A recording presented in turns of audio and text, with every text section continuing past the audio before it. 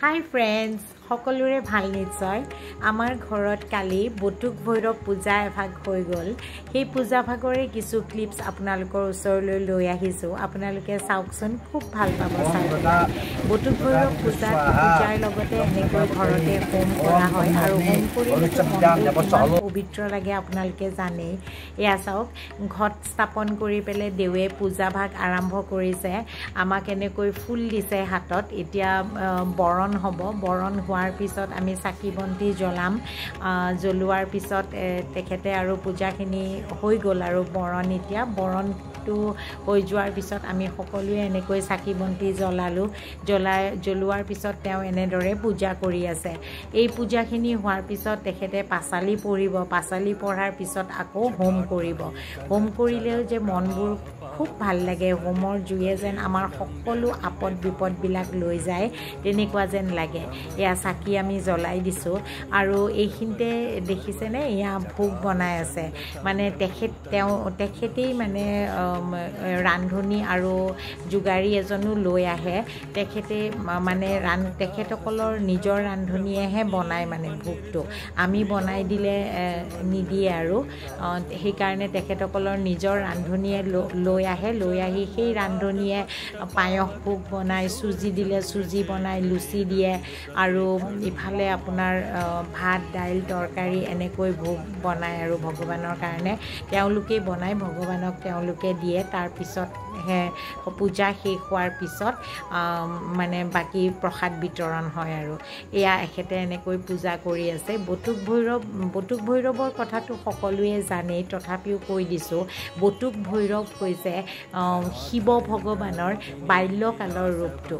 বাল্যকালৰ শিৱ বাবাৰ বাল্যকালৰ যিটো ৰূপ সেই ৰূপটোকে বটুক ভৈৰৱ বুলি কোৱা হয় এয়া মোৰ হাজবেণ্ড এয়া শাহু মা এয়া মোৰ মাজু ভণ্টি আৰু এগৰাকী ভণ্টি আছে আৰু এয়া মোৰ মা তেওঁলোকে সকলোৱে একেলগে বহি আছে এনেকৈ এতিয়া পূজা হৈ যোৱাৰ পিছত সকলোকে দেৱে পাচালি কৰি পাচালিখন বুজাই দি আছে আৰু এইফালে ভণ্টিয়ে এনেকৈ চাহৰ অকণমান যোগাৰ কৰিছে কাৰণ পূজাখন দীঘলীয়া হয় এই পূজাখন শেষ হওঁতে 4 ঘণ্টা সময় লাগে গতিকে পাচালি শেষ হোৱাৰ পিছত সকলোৱে অকণমান চাহ পানী খাব সেইকাৰণে এনেকৈ চাহৰ যোগাৰ ধৰিছে এই চাহ পানী খাই উঠাৰ পিছত আকৌ এইদৰে এনেকৈ দেৱে হোম আৰম্ভ কৰিছে হোমৰ জুই দিছে আৰু হোমত জুই দিছে দি এনেকৈ অগ্নি দেৱতাক সেৱা কৰি লৈছে বৰণ কৰিছে কৰি পেলাই এয়া হোম আৰম্ভ কৰিছে আৰু হোমৰ জুইখিনিয়ে মনবোৰ সঁচাকৈ পবিত্ৰ কৰি দিয়ে আৰু এনেকুৱা ভাৱ হয় যেন আমাৰ মনত যিমান দুখ কষ্ট আছে যিমান বিপদ বিঘিনি আছে এই হোমৰ জুয়ে সকলোখিনি শেষ কৰি দিব সকলোখিনি লৈ যাব তেনেকুৱা যেন মনত ভাৱ হয় খুব ভাল লাগে মনটো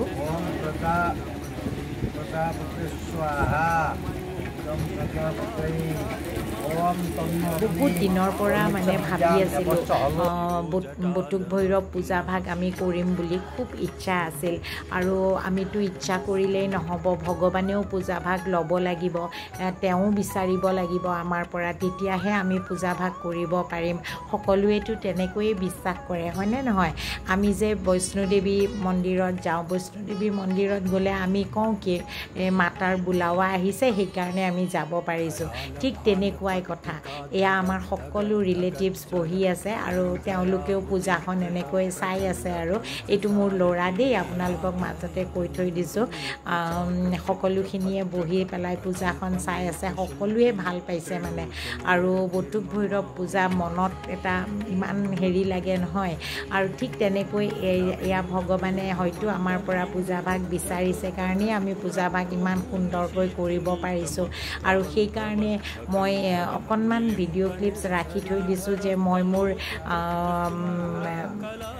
ইউটিউবৰ পৰিয়ালটোকো এনেকৈ দেখুৱাম বুলি সেইকাৰণে মই আপোনালোকৰ কাৰণে এই ভিডিঅ' ক্লিপছবিলাক ৰাখি এটা সৰু ভিডিঅ' আপোনালোকলৈ বনাইছোঁ আপোনালোকেও চাওক আমাৰ ঘৰত পূজা ভাগ কেনেকৈ হৈছিল আমি কি কৰিছিলোঁ আৰু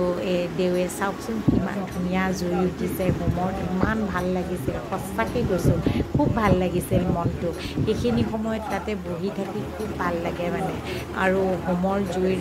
ঘি দিলে যিটো গোন্ধ ওলায় নহয় খুব ধুনীয়া লাগে আৰু সকলোৱে জানে দিয়কচোন আমৰ খৰিৰ জুই আৰু হোমৰ জুইটো আৰু সিদিনাখন বতৰটো খুব ধুনীয়া আছিল এনেইতো ইমান গৰম পৰিছে কিন্তু সিদিনাখন খুব ধুনীয়া ঠাণ্ডা এটা বতাহ দি আছিলে খুব ভাল লাগিছিল মানে বহি পেলাই আৰু পূজাখন আমি ছাতত কৰিছিলোঁ ঘৰৰ ভিতৰত কৰা নাছিলোঁ কাৰণ ঘৰৰ ভিতৰত অলপ ঠাইও কম হয় আৰু অলপ বেছিকৈ ঠাই লাগে দিয়কচোন হোম হ'ব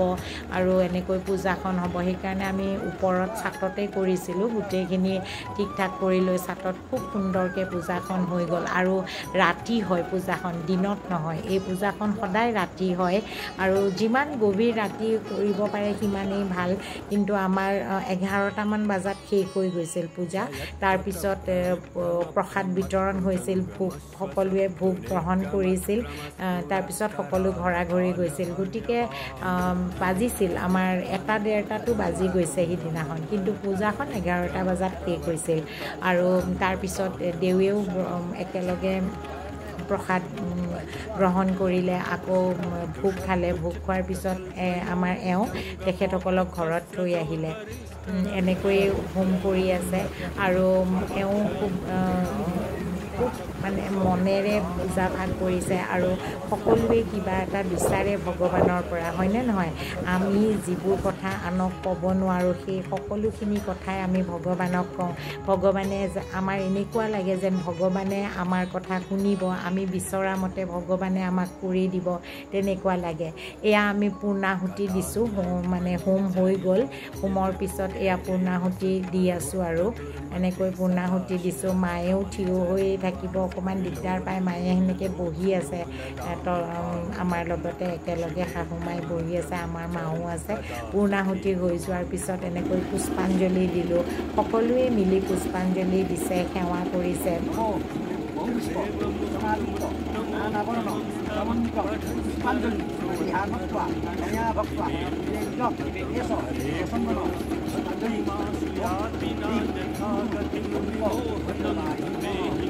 বটুক ভৈৰৱ বাবাই আমাৰ যাতে সকলো দুখ কষ্ট দূৰ কৰি দিয়ে সকলো কাম আমাৰ সাধনা কৰি দিয়ে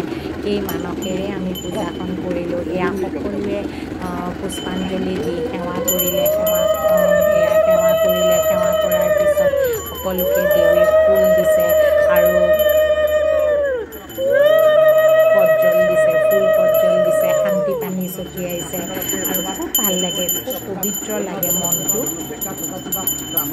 আপোনালোকলৈ ভিডিঅ'টো মই আগবঢ়াইছোঁ আপোনালোকে ভিডিঅ'টো চাব আৰু কেনেকুৱা পাই জনাব যদি ভাল পায় তেতিয়াহ'লে মোৰ এই চেনেলটো গৃহিণীজ কিটচেন এণ্ড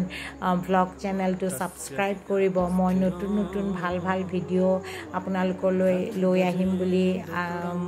ভাবোঁ আৰু আনিম বুলি ভাবোঁ এয়া সকলো হৈ যোৱাৰ পিছত হোমৰ ফুড দিছে আমাক আৰু আমাক ফুড দিয়াৰ হোৱাৰ পিছত আমাৰ ৰিলেটিভছখিনি এনেকৈ ফুল পজ্জল সকলোখিনি দি আকৌ দেৱে নিজেই তেওঁলোকক ফুড দিছে আৰু উঠি আহি আমাৰ গোটেইখিনি হোৱাৰ পিছত আমাক তেখেতে হোমৰ ফুড দি আছে